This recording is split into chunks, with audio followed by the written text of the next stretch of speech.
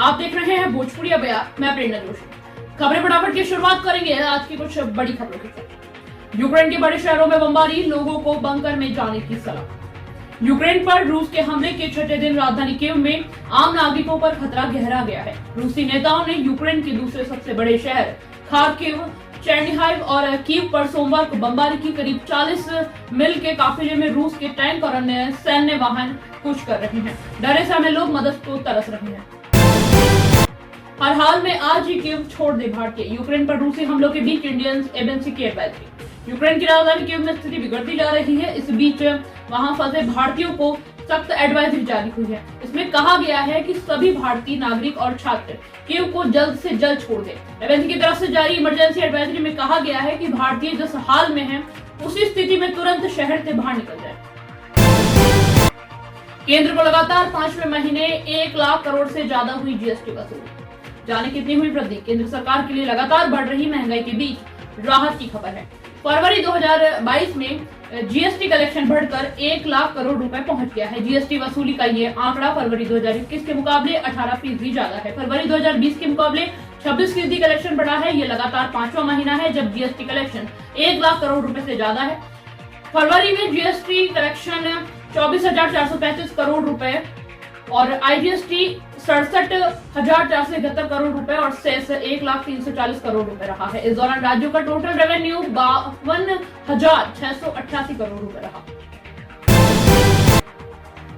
अनंतनाग के मैटरनिटी अस्पताल में सिलेंडर फटा, 2 बच्चों समेत 10 घायल। दक्षिण कश्मीर के अनंतनाग जिले में के शायरबाग स्थित मैटरनिटी एंड चाइल्ड केयर अस्पताल में सिलेंडर फट गया। खबर है कि मंगलवार को हुए इस हादसे में कम से कम 6 लोग घायल हो गए हैं। मीडिया रिपोर्ट्स के अनुसार टिकट काउंटर के पास गैस सिलेंडर में लीकेज के चलते ये धमाका हुआ है। इस दौरान अस्पताल के कुछ कर्मचारी भी घायल हो गए हैं। साथ ही घायलों को जीएमसी अनंतनाग में उपचार के लिए भेजा है।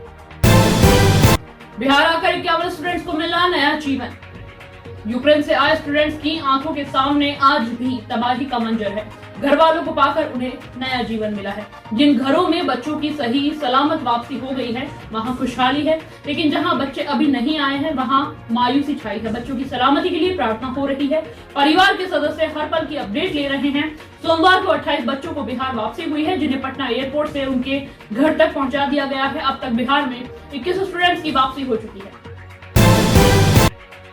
पति ने पत्नी की गला दबाकर की हत्या, मामूली विवाद में दिया घटना को अंजाम। औरंगाबाद में एक पति ने अपनी पत्नी की गला दबाकर हत्या कर दी और फरार हो गए। घटना मदनपुर थाना क्षेत्र की छाली दोहर टोले मुंशी बिगहा नर्सरी गांव की है। मृतका महिला क्रांति देवी देव थाना क्षेत्र के गंजोई निवासी सुजीत भुइया की पत्नी थी। घटना की सूचना मिलते ही पुलिस मौके पर पहुंची और शव को अपने कब्जे में लेकर तहकीकात शुरू कर दी है। फिर कागजी प्रक्रिया पूरी कर पोस्टमार्टम के लिए भेज दिया है। घटना के बाद से परिजनों का रो रो कर बुरा हाल है। हर हर महादेव से गूंजे बिहार के शिवालय। जलाभिषेक के लिए सुबह 4 बजे से उमड़ा आस्था का सैलाब। बारात की तैयारी में जुटे श्रद्धालु मंगलवार को बिहार समेत पूरा देश भोले बाबा की भक्ति में लीन हो गया। बिहार में अलग अलग जिलों में मंदिर में आज श्रद्धालुओं की भीड़ उमड़ी। महाशिवरात्रि के अवसर पर पहले सुबह से ही भक्त जल अभिषेक के लिए मंदिर के बाहर लंबी कतारों में खड़े रहे। मंदिर की भव्यता और खूबसूरती और भी बढ़ गई है। इस दौरान बिहार के अलग अलग जिलों से कई तस्वीरें भी सामने आई। मुजफ्फरपुर में हार्डकोर नक्सली कमांडर मिथिलेश गिरफ्तार। जेल से छूटने के बाद संगठन को मजबूत करने में था जुटा। बिहार एसटीएफ और जिला पुलिस का ज्वाइंट ऑपरेशन मुजफ्फरपुर जिले के साहेबगंज के सोमवार को हार्डकोर नक्सली मिथिलेश राम को गिरफ्तार किया गया है। वह हथौड़ी थाना के जीवर का रहने वाला है। वह भाकपा उत्तर बिहार सब जोनल कमेटी का कमांडर है। उसकी गिरफ्तारी बिहार एसटीएफ और जिला पुलिस की ज्वाइंट ऑपरेशन भी हुआ है। उसके खिलाफ साहेबगंज थाने में नक्सली एक्ट के केस पूर्व से दर्ज है। वह पहले भी जेल जा चुका है। महाशिवरात्रि पर उमड़ी भक्तों की भीड़। देवघर बाबाधाम मंदिर में मची भगदड़। कई श्रद्धालु चोटिल हुए। इस वक्त की बड़ी खबर झारखंड के देवघर जिले से आ रही है, जहां बाबाधाम मंदिर में भगदड़ होने की वजह से कई लोग चोटिल हो गए। महाशिवरात्रि के अवसर पर देवघर में मंगलवार को आस्था का जनसैलाब उमड़ पड़ा। इस दौरान 1 महीने से जिला प्रशासन और मंदिर प्रबंधन ने जो व्यवस्थाएं की थी वह पल भर में ध्वस्त हो गई। कुव्यवस्था के कारण शीघ्र दर्शनम काउंटर के पास कई बार भगदड़ मच गई, जिससे कई महिलाओं और पुरुष चोटिल हुए हैं। बताया जा रहा है कि भीड़ को कंट्रोल करने के लिए मंदिर प्रबंधन और जिला प्रशासन द्वारा जमकर श्रद्धालुओं पर लाठियां भांजी गई। कई घंटे तक अफरा तफरी की स्थिति बनी रही। इस मौके पर पूजा और दर्शन के लिए पहुंची बड़का गांव की विधायक अंबा प्रसाद को भी जिला प्रशासन से सहयोग नहीं किया। राष्ट्रपति रामनाथ कोविंद से मिले मोदी।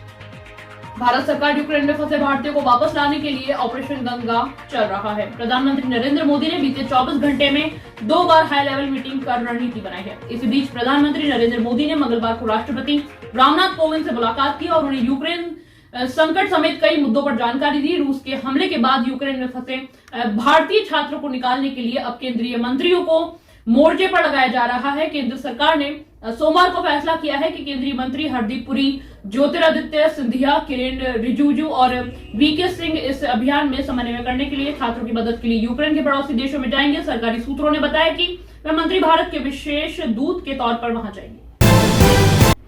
मार्च में क्रिकेट का मेला, वर्ल्ड कप में भारत पाकिस्तान आमने सामने, तो आईपीएल 2022 का होगा आगाज।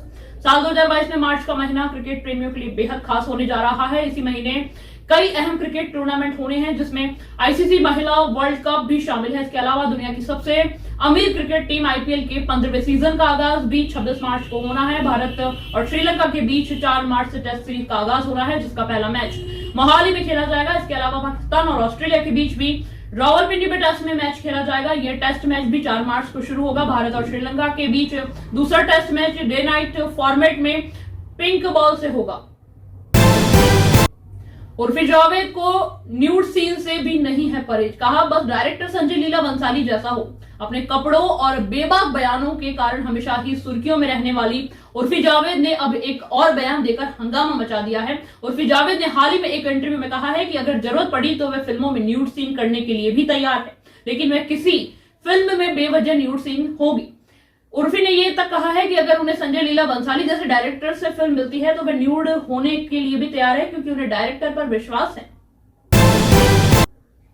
आज की खबरें फटाफट में बस इतना ही। कल फिर मुलाकात होगी कुछ बड़ी खबरों के साथ। तब तक के लिए बने रहिए भोजपुरिया बयार पर।